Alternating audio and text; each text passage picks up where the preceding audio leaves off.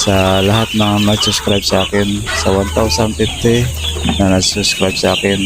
Maraming salamat po sa inyo. At shout out po sa inyo lahat. Maraming salamat. Yan mga kamong, focus muna tayo ng ating mga pagkainan ng ating mga alaga. Pagkainan at kainuman. Yan.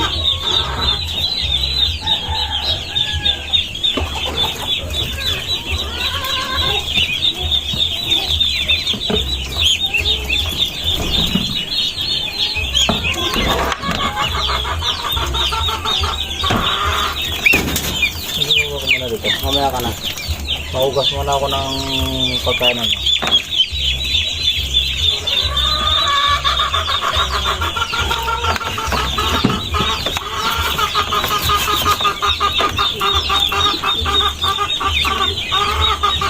Ito pala mga kamusang katuwang ko sa paghugas eh. Yan.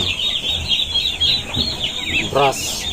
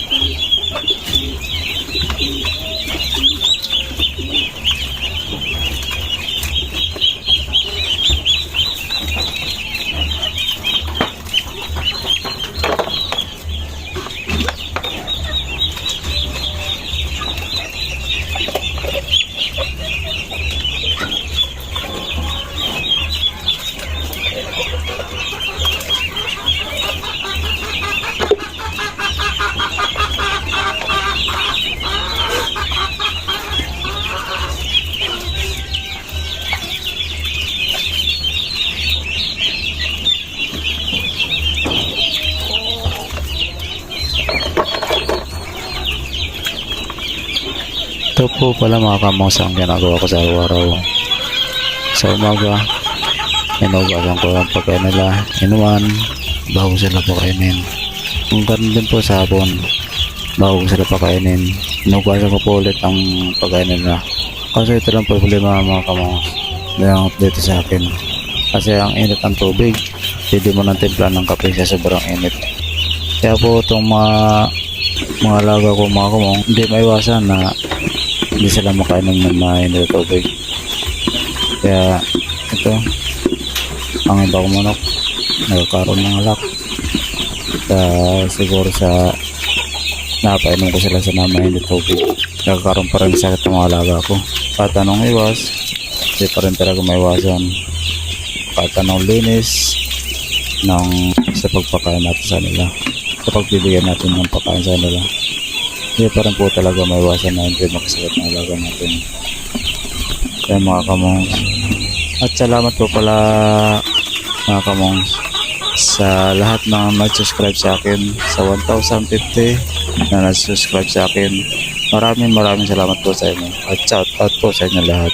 Maraming salamat po. Ay mga kamong, nahugasan ko ng pakain nila at saka inuman. Bibigyan ko muna sila ng mga pagkain.